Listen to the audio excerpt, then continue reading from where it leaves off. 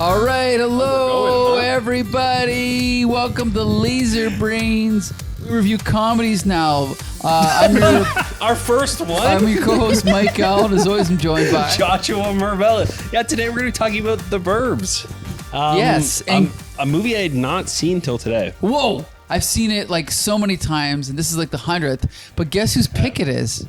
I wish it was my pick, but it's not. It's this guy's over here. Was it my pick? Yeah, Technically, I believe so. this wasn't. I mean, this was my pick technically, but Charlie, who's been on this podcast before, was asking me if I knew where to find a copy of The Burbs because it is apparently impossible to find on streaming. Really? He couldn't find it on Netflix, couldn't find it on Amazon, couldn't find it on Google or whatever. He was willing to pay money for it. He could not find it anywhere. So he appealed to me because I can find stuff, and I said, "Hey, just hold tight." But there's a reason that it came up in conversation because I did mention it as well. And there's a Right. reason it came up in conversation. It's because of Heather's pick. Oh my Right? gosh. Fright Night, right? Yes. As we were watching Fright Night, I think me and Ian got Burbs vibes. Yeah, you were Right. talking about it. You're like, this movie kind of makes me think of The Burbs. Have you seen that? And I was like, no, I haven't. What's The Burbs? It's not as good as Fright Night, I know. Yeah. Well, I will say David Tennant is not in this movie. You're right. That's true. But Brother Theodore is. What's that? That's right. Brother Theodore is in this movie. Wait. He's in Fright Night? No, he's not. Oh, shit. Okay. Just picking random What the actors. hell? Okay, anyway. So this movie, so we have to tell our audience. I'm sure if you're watching this review, you know what this movie is. But basically, to make a long story short, Tom Hanks lives in the suburbs. He has a new crazy neighbor move in. They spend the whole movie trying to prove that they are committing evil acts. And then just at the 11th hour, they've given up and decided that actually, no, they're not. It's us that's the problem. We can't be so scared of our neighbors. And then 2 seconds later, they realize, no, actually, the whole time they actually were committing all these evil acts. yeah. And that's basically the movie. And by the way, it's one of the funniest movies ever made. That's my summary of The Burbs. It's a good summary. Yes. I've seen this approximately 100 times. I die laughing every time I see it. Even tonight, even though I've seen it 1,000 times, there's at least 2 or 3 times in the movie where I was laughing so hard. I was wiping tears away from my face. So Ian, what's your experience with this film? Very much like you. I've seen this movie at least 100 times. This is one of those movies that I don't. It's a circle. I don't remember when it starts or ends. Like Yes. the Burbs has always been there. Yes. It's always been. It created itself. Yes, on the 8th day, God created the Burbs and saw that it was good. And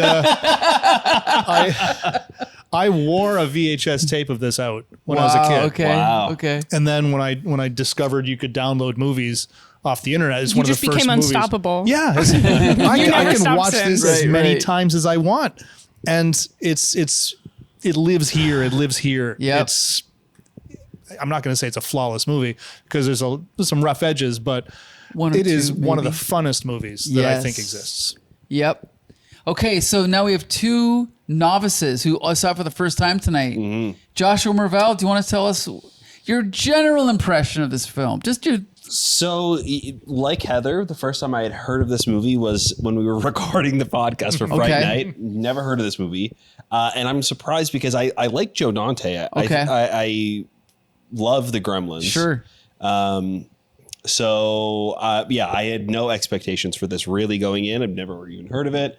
And it's really fun. It is so funny. The suspense in it is actually like pretty good for being a comedy. Like, Sure.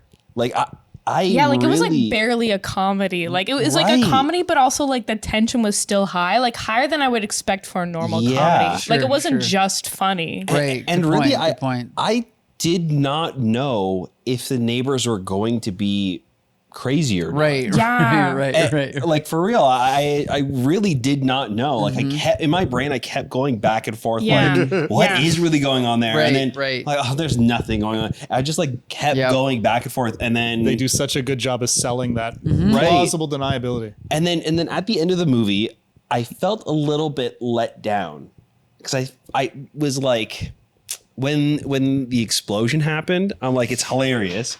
But I'm like, oh, okay, so nothing really is wrong.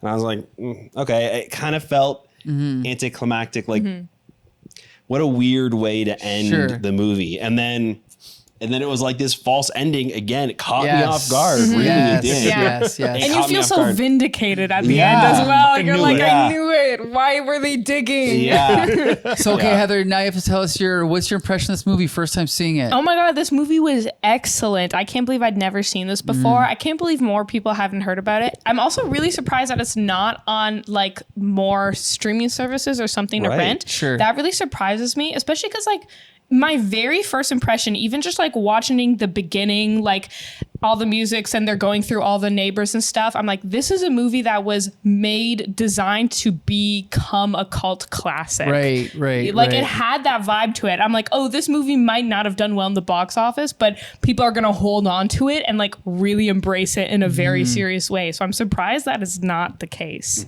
Well, I think it is a cult following, but it's to a very small cult following. I thought it should be bigger. It consists of me, Ian, and Charles, basically. It is interesting, though, when you hear the people talk about it after they've seen it. Every single person who hadn't seen it that I spoke to, oh my God. Right. This movie was so good. Right. I could watch this movie again tomorrow. Right. But you're right, too, about it being a very small... This isn't just us and our little neighborhood here that can't find this movie in wide release. When I was looking for copies of this, I could only find one copy. Wow. One Blu-ray copy of this exists, one Blu-ray cut. And that Blu-ray cut was put together almost as an afterthought. There's no surround sound mix to this movie. I noticed that. It felt very flat. I noticed that. Interesting. And I thought, as I'm like, this can't be, I have to find a better copy than this. No, that's the only copy that exists. That's crazy. Only in a For stereo such mix. a well-crafted movie. Wow. Right? But So- that just sort of shows like how it's sort of an excuse me. Like, I guess some people like this. They don't understand why. Okay, you know what? Me and Ian, we have a new mission in life. Okay, Martin Scorsese has dedicated part of his life to restoring old, silent, and black and white and foreign films that have been, the film is degrading and whatever. We are going to restore the Burbs to 5.1 surround sound, okay? That is our mission in life, okay? This movie is awesome. There's so many things I want to talk about. The fact that it takes place all just on one little street with only 3 or 4 houses. There's some points in the movie where I'm watching this going, I can't even believe this was made. I can't believe somebody thought of it. Yeah. It's such a bizarre concept, but they sell the concept and they go crazy with it, right? Yeah, not even just a street, but like specifically a cul-de-sac. Yes. Like really sells it for me. Like there is no exit to this street. It's Good like this point. little tiny thing. That's really important to me is that it's specifically a cul-de-sac. And you can feel it in this movie too. Like when people leave, you see them drive out of the cul-de-sac and then they're gone. Yep. They no longer Good exist point. in the movie. When the Klopeks leave, you think to yourself, whew, all right, time to start looking around the house because they're gone. Because they're gone. Yep. They don't exist. And when they show up again, when you see them come back around, it's like, oh, shit, they're here, they're here. It spooks you. Yeah. So, and this also comes from a time that has been lost to history, which is when Tom Hanks only did comedies, and he was one of the funniest comedians in the world at this point. Yeah. He did Splash, he did The Money Pit, he did Dragnet, he did Turner and Hooch. Turner and Hooch. He did this. Then he did, Joe versus the Volcano. And then I believe after that, he just did Philadelphia. And since then, it's been 30 years of drama. But at this point, he was a comedian. He was good in this movie. He was really I good. haven't seen a lot of Tom Hanks comedies actually. Okay. I'm not even sure if I've really seen any. I've only ever seen a lot of the like dramas, like the big ones, like Forrest Gump. And what was the one where he was in the airport? Oh, Toy the Story Terminal. 2. No. But yeah, I've only ever seen those. And it's funny because I had a friend in grade school and she was like, my celebrity crush is Tom Hanks. And I'm like, what? And she was like, yeah. And I didn't get it. And then I watched this movie and I'm like, oh, okay, I get it. Sure. He's really cool in this movie. And he's just like playing like an everyman, right? Yeah. And he plays it so perfectly. He's got Carrie Fisher as the wife, who is just like, okay, what is he up to now? She just wants him to be normal, but he's influenced by, We have to talk about his friend. What's his name? Art. Art. Art is the only name I really remember from this movie. Oh my And it's God. because someone was always yelling his name. Yes, So, like, yes. all the other names, I'm like, that's Tom Hanks, that's Carrie Fisher, that's the army guy. Right. And then Art, I knew his name. Right. Someone was always yelling. They're like, Right. Art. Art's in the street throwing garbage. Someone is Yes, always yes, yelling yes. his name out for something. This guy. Okay, what's his name? This actor. Rick Ducommun. Okay, he is an actual genius. I don't know if I've ever seen him in anything else. Have you, Ian? I've seen him in one other thing that I know Okay. about. He had a very, very brief scene See. in The Hunt for Red October Oh, What? where he Okay, plays the okay. same character. oh no! Are you kidding? He plays the exact same character. He's Okay. a helicopter pilot, and he's flying Alec Baldwin to an aircraft carrier or something. Okay. And it's crazy. It's a storm. Alec Baldwin's about to throw up, and Rick Ducommun's like, "Hey, you want something to eat?" Okay. He's eating a chocolate bar. Right. He's right. talking. He's just Wow. he's unfazed by the chaos Right, going on around right. him. Oh, he's in Gremlins too, of course. Okay, of course. Perfect. But he's just one of those actors. He's probably a stand-up comedian, and he probably was not a huge actor, but he just stumbled into this role and just Yeah. killed it, right? Yeah. Like so much conviction, right? Yeah, so true to the character like every single time. And just leading Tom Hanks along, because Tom Hanks just wants to chill out and just, do his thing. And this guy keeps coming in and trying to be like, no, don't you see all these things that are going on? Remember, he's showing him the book. The very first scene that we meet him, he's wearing a branch and he's got a gun and he's sneaking that through was the yard. so good. Yeah. Through That's the so backyards good. of the Yes. suburbs to shoot Yes. birds. Yes. And he's like, your neighbors are crazy. Yeah, I love that. And then I love when he's got the book and he's showing him the book, and then Tom Hanks is trying to ignore him. And he's like, I'm not gonna listen. He's like, Ray, you're chanting. I want to kill everyone. Satan is good. Satan is your pal. And you know what? They use that chant in Tom Hanks' in the dream Nightmare. sequence, yeah. What? In the Nightmare, you can when he's strapped to the barbecue, Oh you my can hear God, that I chant in didn't the background. notice that. Yeah. Wow. 100 okay. times you've watched this movie, you haven't noticed I that. never ever noticed that. Yeah, Holy yeah. crap! Wow. Okay. Did you notice that, Heather? No, I didn't. Okay, I I'm didn't not the realize it only was a one dream then. until a little bit later. It wasn't until the house faded away that I was like, oh, we're still in a dream. But I remember like the chainsaw coming through, and I'm like, oh my god, Yeah. this movie's getting really intense all of a sudden. No, I've seen it 100 times, but I still thought that was true. I thought, oh, it's Art again. He's doing something. I don't know what, Yeah. but yeah, right. But even, oh my God, the scene at the beginning when Art comes in and he's eating breakfast and he's Oh. just stealing the Oh my pancakes. god, and he God. grabs I was the like, dog food genius, and like puts right? it in his mouth. You know what? It's a great scene too because nobody reacts. He Right. just Yeah. he That's eats the dog key. food. They're just used the to him. camera That's the pans key. a little bit and you see her put the bowl down. Yep. Yeah. That's the Slightly key. out of focus. Yep. I think that he works as a character so much because there's like you know somebody like him. Sure. You know Yeah. what I mean?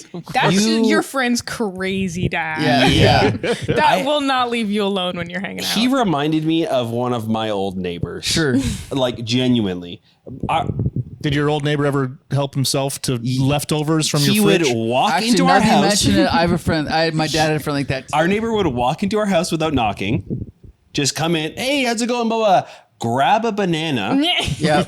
Peel it, eat it, and like a cartoon character when he was done with the peel, right on the kitchen floor. Just Yeah. shoom. Oh my god! See, that wouldn't have worked in this movie because that's too ridiculous. Right. Yeah. Although Art going into the fridge and grabbing ribs and like because That is he's out of yeah. syrup, that's why he's there. But he's got a pineapple. Yes. I love that even later, like they break into the old man's house and he's immediately right to the fridge and he's got a plate of cookies. But the funny So thing is good. he's holding the cookies, he's holding the plate, and then the other Corey Feldman Yeah. smashes through the door and destroys the plate. Yeah. But again, like you said, no reaction. Art doesn't react at all. He just looks at the plate like, oh, Yeah, fuck. he's got, he Yeah, uses that the one cookie as in his hand and he just keeps eating it. was- Yeah.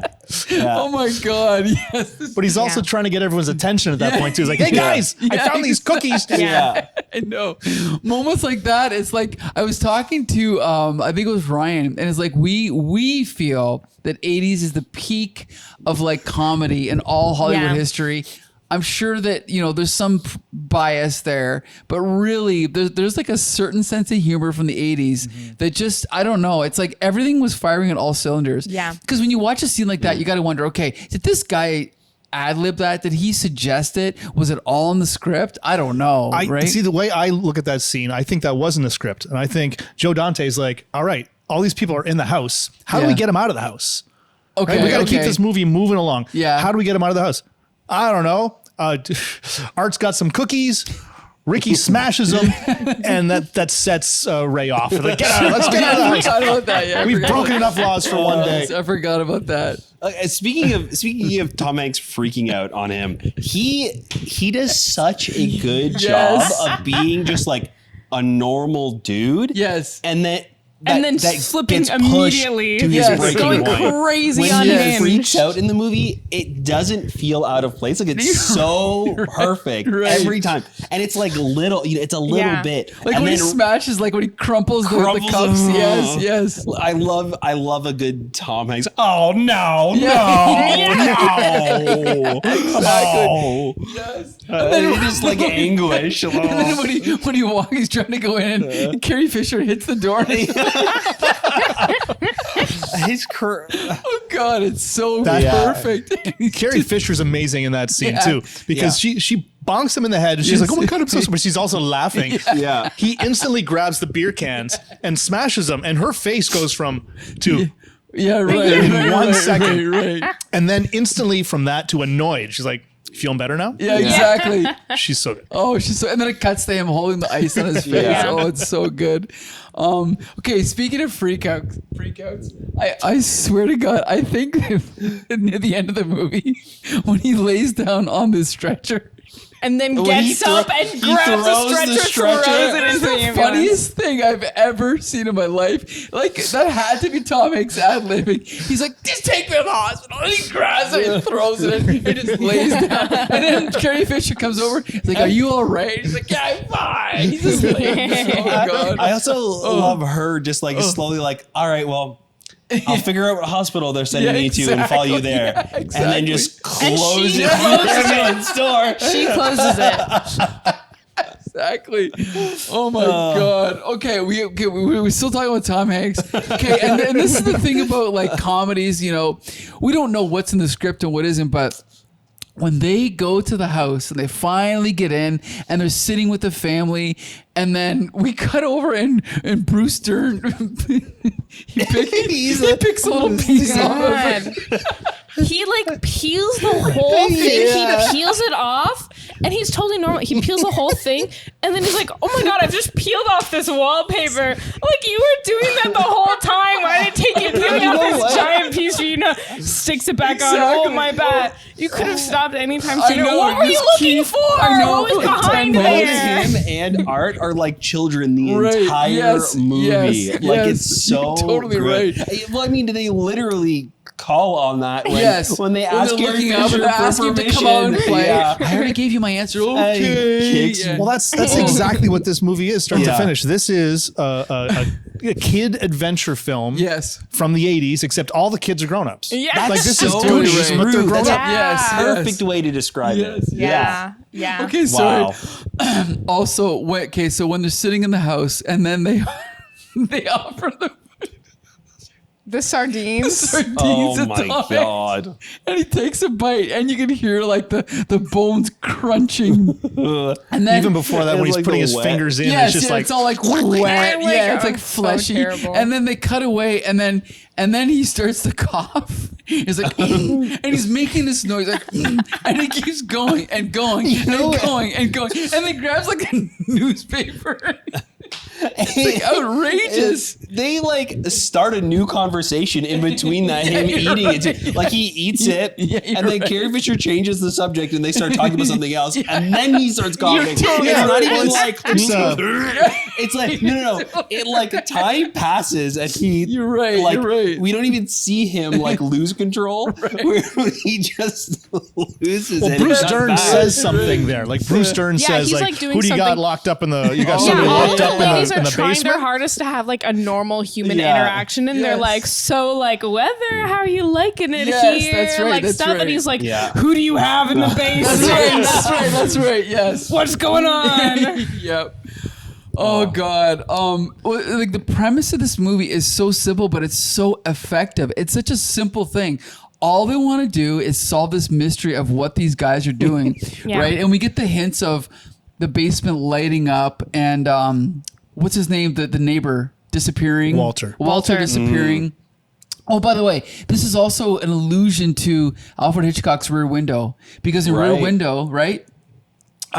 Jimmy Stewart is watching his neighbors from his window, and then you've seen it, right? No, I'm just saying I'm not alone. Okay, so and then good. like things are happening, and all of a sudden there's one neighbor that's a little bit mysterious, and then all of a sudden his wife disappears, and then all of a sudden there's something in the garden, and the dog smells something in the garden, and the dog disappears. So this is definitely an allusion to that, but in this version it's obviously a comedy and ends up being true, right? And like you were saying, Heather, even though it's a comedy, there's suspense. Like they're sitting here talking, and then all of a sudden the dog has a bone, and then Art grabs the bone and throws the bone, and then he throws it again. Then all of a sudden, wait a minute, what the hell is this? Like it is so well directed, that whole this scene. is like the craziest comedy I've ever seen, because most of the time, like if a movie is labeled as a comedy, not like a dramedy or like a comedy movie, like the comedy cuts out all of the tension, like almost all the time. Like, oh, you're kind of following along, but it cuts the tension. This movie does not happen. You're still anxious the whole time. Even like as like rising tensions happen, the cars are moving, the one car, oh, that's the pizza guy, the pizza goes out. You're not like relieved at all. You're still waiting. Like you're laughing, but you're still like you waiting. laugh for 1 second, they're like, okay, back to the suspense. Like it doesn't affect it at all. Doesn't affect it at all. And it's wild that they can pull that off, especially during that little sequence where crazy stuff's happening, and then we're flashing back every 30 seconds, to Ricky and his friends, just like, and then it's like, you're gonna miss the best part. The pizza guy's coming. That's how you know it's the best part, because the pizza guy is there. Yes. I think, and the thing is every, you know, we have a room full of people. I'm assuming most of them haven't seen it. Everybody was laughing. Yeah. Everybody's laughing at those big moments. And I was worried that I was going to be the only one, but everyone seemed to enjoy it, right? Okay, so we usually talk about the actors. We've talked about Tom Hanks. We've acknowledged that he's a comedic genius. We've talked about the guy that played Art. Rick. He's a genius. Okay, so Carrie Fisher, we talked about her.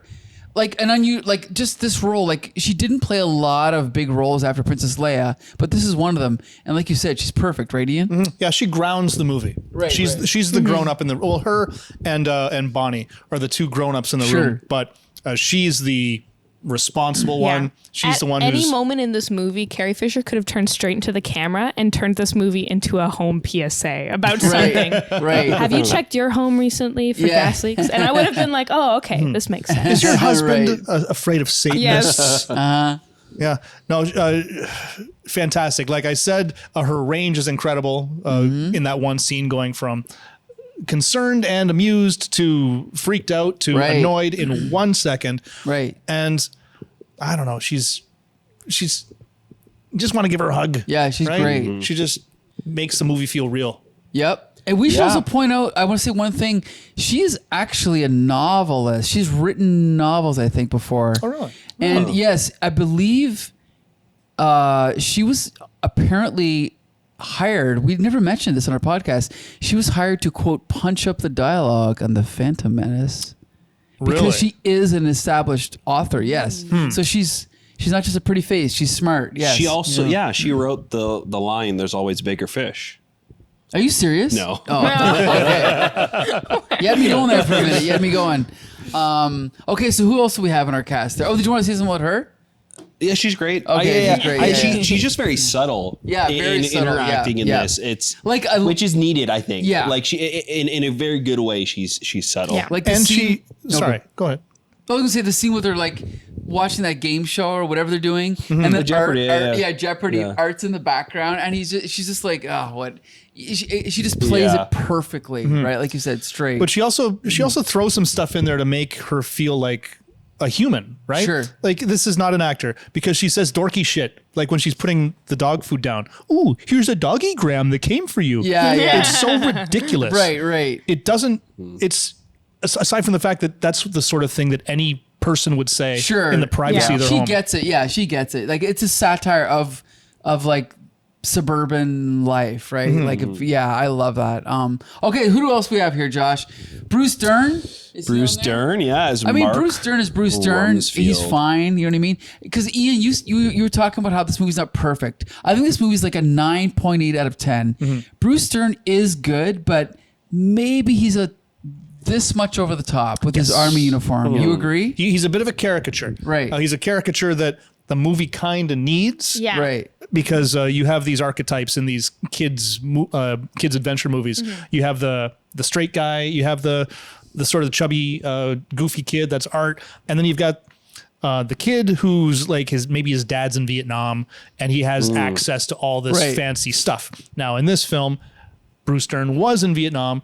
So he has stuff like because of that. But you need the army guy, but it is punched up a little bit too high. It gets a little bit goofy. But at the same time, that kind of works for me too, because I didn't mind it. The other side of his personality, that he's actually a coward. And that he's really excited about this little plan that they're doing, except he's going to hide up on the roof with the binoculars and eat animal crackers while his friends do the real work. Right. Yeah, well, he's excited to like use all this information. I also think the movie just needs someone to help spur on Art, because Tom Hanks is always going to be like, well, I don't know, like you're pretending you're normal, but you're my crazy neighbor. Like Art needs somebody to go along with him and also provide him tools that he doesn't know how to use. Right. Be like, this is a like top-notch army stuff. All right, we're gonna use this. Well, you're gonna use it. And I'm gonna watch, and you're gonna do that. Right. That's a good point. I think like the 97th time I watched it, I was a little bit tired of Bruce Dern, but then the next three times, now I've grown. He does have maybe the best line in the movie, which is, "Who's gonna pick up this mess? Why, you're gonna pick it up because you are a garbage man." Oh yeah, that was good. Perfect delivery. Yeah, cracks me up every single time. That whole scene with the garbage man was crazy, but it feels like it could go over the top, but it never does. It's always it's all funny. I find it believable because of the way they set him up. Like the very first scene we see of him, he walks out of his house with his neighbor behind him with the American flag folded up into a neat little triangle. He walks out into the center of his front lawn, hooks up the American flag, pushes a button, it's automized, and it raises up, and then he salutes the flag. And you get the sense by watching this, he does this every single day. And I'm like, okay, you know who this is. Josh, what do you think? I really liked him. Okay. I didn't feel like he was too much in this, especially next to Rick. I mean, Rick is so, or not Rick, Art. Sorry, Art is so over the top that I don't know. He didn't even feel that much to me. I liked some of his more subtle acting, like the garbage man line is really good. Then when Art goes over the fence, he has the walkie-talkie and he switches it to the alarm mode, and he's just kind of standing there like this. Alarm mode. Yeah. And then the alarm just keeps going on for just a little bit too long. Yes. And then he like slowly switches it off. I don't know. I think for as crazy as he was, I liked also that some of his more subtle things he did. So I liked him. Yeah. Heather, did you say everything you have to say about Bruce Dern? Yeah, I think so. It is a little over the top, but the movie needed that. It needs someone else over the top so that Tom Hanks can get swept up into everything. You know. Speaking of the garbage man, though, that guy is also in Gremlins. Oh yeah, of course. No, he's in every Joe Dante movie. Yeah, he's a veteran. Dick Miller. And then the other guy is Corey Feldman. No, the other garbage man. Oh, you know who the other garbage man is? Me. Yes. I couldn't David see his face. Tennant. What? No. It's Robert Picardo, the doctor from Voyager. I thought so. I was trying to look. I'm like, I feel like I know that guy. I couldn't tell. I was like, where do I know you from? He's been around forever, right? I was sitting in the back today, so I couldn't see his face. Okay. And plus, he had a hat on. Yeah. He had a great line too when. Rick, who's the other guy? He's like, it's their property. Dick Miller. He's like, why don't you try laying on some hands? Why don't you help? And then Art comes out and he's dumping garbage. And then he Ricardo dumps some garbage. too. He's like, you asked me to help. Yeah, it was good. Yeah, his acting was good in that. His acting was good in that, definitely.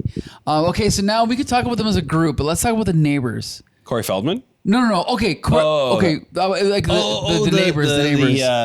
The Klopex. So okay, so yeah, what kind of is that? What kind of name is that? Is that Slavic? No. Okay, that guy was perfect. He looks like a cartoon. Yes, like it's and crazy. you gotta wonder, how do they find this guy? Like let's see. Some of these actors, it's like That's they don't Brother even seem like they're Theodore. acting, right? Brother It's like we have this guy Theodore. that can act I've crazy. seen him in other stuff. I just don't okay, remember you act crazy, offhand. we'll turn the camera on, Yeah. right? 100%. Okay, Josh is doing some research here live on our podcast. Has he ever been in another movie before? Yeah. I don't know any of them. Okay. Well, maybe is he from another country? Oh, he's Gollum in the animated Hobbit. Wow. The Ralph Bakshi Hobbit. I thought I recognized his Whoa. voice. Interesting. Huh. So what did you think of him, Heather? I thought it was really good. I thought it was like very well cast. I Perfect. loved all of those ones. I really liked the doctor one. How he came up and it's like, okay, you're a freaky doctor. He has like something about like his like apron that he had on. I'm Right. like, this is like from some like weird like indie horror game. Like I Sure. totally see it. I thought they were all great. What do you think, Ian? I think they were perfect. Yeah. Every single one of them was creepy in their Yep. own Yeah. little way. Courtney Gaines as Hans, the kid. Yeah, yes, he was freaky. He was Absolutely. very freaky, and his mannerisms were perfect. He was Yes, afraid of Yeah. He was everything. so Yep. jumpy. You're right. Yeah. You're right. There was one part that got a really big laugh. I don't remember what he reacted to, but it got a really big laugh. The way that he jerked or jumped around or put something. It was Yeah, really it might have been when Bonnie was like, "That must have been very hard on you, Hans." Yes, Just that goes, was it. That was He it. Like jumps an out of his chair. unsocialized kitten. Very Yes, unsocialized. 100%. 100%. Maybe it's just because we just recently watched it, but they did also reference it in the movie kind of twice, but they reminded me of the family from Texas Chainsaw Massacre. I could see that. You know what I mean? Yeah, Like they showed it on the TV. They showed it on the TV, Yes. and then They had the chainsaw in the dream. That's a good Yeah. point. That's what I didn't thought. think about that. and then it's like this weird decrepit house. Yeah. And it's three men, some of no women. Yeah, even some of the shots are like kind of similar to Texas Chainsaw Massacre. That's a good point. The Yeah. doorway and just I don't know. Yeah. So yeah, it kind of gave me those vibes. And then like all three of them are very different from each other. Yeah. That's and it's true. You know, like the just family like- ties are still like very like strange to me. It's not like sort of it's like here Yeah. there's the doctor and there's that other guy His and their brother, and then brothers his and then he's uncle? referenced when they're like, oh, like all is just you two in the house, and he goes, well, it's me, the young boy, and then my brother. And I was like, wait, who is this boy? Yeah, good point. Good point. Yeah. It's so subtle. Again, this goes back to this whole thing with the 80s that we've talked about. Some of the movies that came out, like Beetlejuice and other things, I couldn't imagine them being made today because everything nowadays is so based on like, you know, maximum profit and sequels and this, that, and franchises. And this film, it was just like somebody, like, I don't know who the writer was, but it's just like someone had this crazy idea and then they just went with it and they just went crazy. And Dana Olsen. it doesn't feel like, it doesn't feel corporate at all. It just feels like they had this idea and they just ran with it. Sorry, and Dana Olsen, who also wrote George of the Jungle and Inspector Gadget. interesting. So not not a stellar career. you're right. But you know what? To be fair, a lot of screenwriters, they make a career out of doing, just like James Gunn does Scooby-Doo, but then ends up doing Slither and specials and other things. So they have like their personal projects, then they have their Hollywood projects, right? So that's probably what her deal is. And I mean, really, if your only claim to fame is that you wrote The Burbs, I think that's enough for one That's enough person. to go in your tombstone. It's enough for me. Right. Is Yeah. it? Yeah. Oh, yeah. Good point. Good point. Okay, so here's the thing. I love this movie. I don't know what else I can say about it. I wish more people knew about it. So this has a cult following, but we're going to expand that cult following after tonight, right? I hope so. We're going to tell our Yeah. friends about it. Yeah, I'm really surprised that it's not available anywhere else to find because it's really good. And it's a good concept as well. I think there's something like so like boring and domestic, but also like unnatural about an American suburb. Good Like point. and Good I point. feel like this is not the only movie to capture that. There's like a lot of other like anytime like the suburbs as a concept is touched in lots of media, it's never like in a super positive like way. It's always like, isn't there something kind of weird and unsettling about this place? Yes. You're nowhere and everywhere. Good point. Good point. I mean, Well, David Lynch has touched on it. Spielberg's touched on it. Yeah. Like the garbage man said, I hate cul-de-sacs. There's only one way out. Yeah. Yeah. So interesting. I mean, even the beginning and ending of the movie, where we like start off in the like seeing the world. Yes. We slowly Good zoom into point. America, and then it like zooms into this one small little spot. And then at the beginning of the movie, when they're like, when the camera's like swooping around the town, it gave me like Beetlejuice miniature vibes. Sure. Maybe Yes. it was a miniature Yes. during that sequence, but Maybe. it felt almost unnatural in Yeah. in that like Yeah. opening sequence. I think the only thing that would have tipped it over for me if it was like a modern suburb where every single house looked the exact same. Sure. And also there were no over trees. Have you noticed that about like modern suburb built like Of towns? course. Is that like they'll plant trees obviously because they've dug up the thing, but the trees they plant are not like big maple trees. They're short trees. Okay. I didn't know. I didn't know this was what you meant, but yeah. That's Drive an through like interesting a point. newer suburb Sure. and notice that there's no tall trees. Like Right. there's no like canopy. It's all short You're trees. right. It's Older neighborhoods, it's like, very it's sunny. unsettling. It's Yeah. very sunny. Everything looks the same. You can't hide anywhere. Yep. It's terrible. It's terrible. That's a good point. And there's many 80s movies that reference this, and I think there's many of those movies that we should watch at Meteor yeah. at movie night. You know what this Just movie saying. did make me think of in the very beginning? It made me think of. Do you guys remember? There was like this animated movie, Monster House. I'm pretty sure. No, I haven't seen That's what that made me think of. Interesting. It's like okay.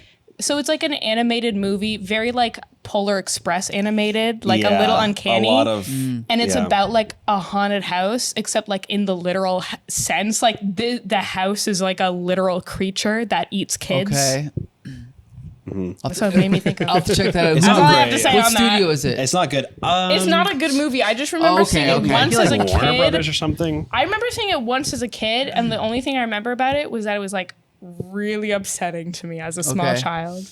Maybe next year for Halloween. So, Champion, do you have anything else to say about the Burbs? It is such an interesting movie. It's one of those things that could never be made today because it's too small scope. Sure. You couldn't sell this necessarily to Europe. You definitely couldn't sell it to China. You couldn't sell it anywhere that you have to overdub it. It's something that's very much a North American sort of a thing. Good point. It's also so voyeuristic. Yeah. It is incredibly voyeuristic. You don't know half the time whose movie this is. Like, who's the central character here? At the end, I think it might be Ricky, right? Like, this is Ricky's movie. He's the one that's watching all this stuff Okay. happening, right? From the very beginning, he's watching all this stuff. But for there to be this level of suspense when nothing really happens, Right. right? Right. The first thing that happens, oh my God, one of the Huns came out of the cave. And the whole neighborhood shuts down while he checks his mail and goes back inside. Yes. That's all he does. But that's enough to get us going. 20 minutes later, he takes out the garbage. It's framed up to be this creepy thing with the thunder and the lightning and the music. But no, it's just some kid taking the garbage out. Nothing happens to give them any real idea that something is up. But they follow this until they blow a house up. Yes, which is brilliant. You're right. If this movie was made today, it would not star Tom Hanks. It would star like Pete Davidson or something. It would be, Straight The to Rock Netflix. and- Yeah, it'd be The Rock. And Yes. what's his name? Kevin Hart. Yeah, you're And the comedy totally would right. be like too much and not even funny. Like that sometimes I find with like some modern comedies, like the comedy is too much and not funny at the same time. I agree. You're right. Over the top, but then not as funny. You're Yeah. totally Throwing right. everything at the wall because something's got to land. Yeah. But this movie, every joke is crafted. Well, it was so crafted, like even down to the editing. I was saying this earlier, but like in the beginning when they're going through, like all the neighbors are going through, everybody has their little intro and they have the music going, they have the song going in, and the dog gets loose and the dog starts running and the dog barks once, and in the music for the opening, they have all these little dog barks in tune I didn't for the notice thing. that. They have these little dog barks. They're like, burp, burp, burp, burp, Oh in, my like, God, I tune. didn't It was notice good. that. Like all the editing is so good. I remember another time when they were gonna knock on the house for the first time. They're like, "Okay, you knock," and they both turn, and then intense music starts. Yes. Like everything Okay. is crafted. Crafted. When they ask Carrie Fisher if Tom Hanks can come out to play, it cuts. She says no or whatever. The scene is ending, Right. and it cuts back to them, and Art like kind of kicks. Yeah, it kicks and you rocks. hear like the boing. Yes. and then the music starts, and that boing is like in the music. That's and like brilliant. keeps going with Okay. Like this isn't just a nothing comedy. Like it's well crafted. This is why I Yes. say that like this movie was made to become a cult classic, Right, and right. I don't know why it And to hasn't. last forever, right? Like to be Yeah. rewatchable. I don't know why it hasn't. The other thing I have to point out is when they decide, okay, we're gonna go and knock on the door or whatever, it kicks into this almost like Ennio Morricone Western music of them like walking, and then they cut to these Sergio Leone close-ups of everybody's face, including the dog. Yeah. Oh my God, that was where I almost exploded. I forgot about that. This is insane, right? Like that's 80s comedy right there in one shot. Also, too, like there's one shot in this movie that is so bonkers. I don't know how it made the cut, but it works. Like I love it when the dog gets the bone. Okay. And is bringing it, and they're playing fetch, and then they Oh, you mean- realize that it's the bone. Like, where did it come from? Oh, he just got it from under the fence. Yep. And then it cuts to them, and they're screaming, and the camera is This is zooming Walter. in and out. I know, right? It's like a whole movie. Yeah. It's you know, crazy. you know what makes that work is because Art stops. He stops screaming because he sees the Klopek. Yes. Tom Hanks is still screaming. continuing to scream. But the You're right. zoom Yeah. the zoom stops with Art. Yes. And Tom Hanks continues to scream. Right. Yes. Like the- Until he Good stops, point. stop. Yeah. Good point. Like the Good video point. editing, sound editing of this movie matches up and makes it what it is, which I find sometimes is lacking from like modern comedies. That's a good point because it's you're right. It's not always in sync. It's like everything works. 'Cause you're pointing out things about the music I didn't notice, like the fact that things in the movie are incorporated into the music. Yeah. That is very rare in a film to be that like Well, especially a meticulous. comedy. Right. Like- And to go further Yes. than that, like every character has their own theme. Yeah. The neighborhood has its own Yeah. theme. This Yeah. is an extremely Yeah. well-crafted movie. This isn't just some comedy, you know? Like, it's really well. If this came out today, every single one of those well-crafted moments would have been a needle drop. 100%. Yeah. It would have been some popular song that Yes. is funny. Isn't it funny that this song is good playing? point. Good point. The comedy is the comedy is just that it's like a random song or Right. whatever, you know? Good point. Like it's I don't know. So this is I don't know what to say. It's a relic from a lost era, right? Maybe you know what, Champion. We should make a case that maybe this is the last of the great '80s comedies because this is like 1990, right? It's in the 89. 80s, So 89. 89. 89. This is the end of an era. It's one of the last ones, and Tom Hanks. It's one of his last comedies. Okay, can you click on Tom Hanks I and can just click see on Tom Hanks. what movie did he do after this? Because this is going to be one of the deciding Because factors. Philadelphia was like 91 or 91, 92. 92. So check to see where this is. So 89. 89. The Burbs, then Turner and Hooch. Then, Joe versus the Volcano. okay, which we are going to be watching at some point in the future here at Media Uniplex. Then the Bonfire Ian, of have the you ever Vanities. seen Joe versus the Volcano? I saw Joe versus the Volcano in the theater. I think I did too. And you know, and I now that I'm seeing the timeline, I saw Joe versus the Volcano in the theater on the merits of Tom Hanks in the because of Burbs. this, yes. 100%. And by the way, do you remember who reviewed Joe versus the Volcano? Red Letter Media. Really? Yes, they did. Have you ever seen Joe versus the Volcano? I have not. It's one In of those case anyone ones- here doesn't know who Red Letter Media is, Yeah. there's some Yeah. B-list podcasters. That's right. They got all our ideas from us. But anyway, Joe versus the Volcano is possibly crazier than this movie. I'm not saying it's better, but it's crazier. And I think we should watch it one day. That's all I'm going to say. But guess what? We watch movies every week at Meteor Uniplex, every Wednesday, sometimes Tuesdays. Heather's here every Wednesday, but when we do Tuesdays, she can't come, unfortunately. I missed the Lego movie. Everything is not awesome. It's too bad. Maybe we'll screen it again. I'll watch it at home the day after you watch it. There you go. So yeah, be sure to join us every single week, no matter what day of the week it is, at Meteor Uniplex, right, Champion? Absolutely. All right. And we want to thank Heather for joining us and being our special guest again. No, I didn't anticipate being here. I would have put on more makeup. You look great. You're fine. You're always welcome here anytime. And Josh, tell everybody where you can find our episodes. You can find all of our stuff over on our website at comicbooksyndicate.com. You can also find our videos on our YouTube channel, so check us out there. And we'll see you next time. Till the next time, see you later.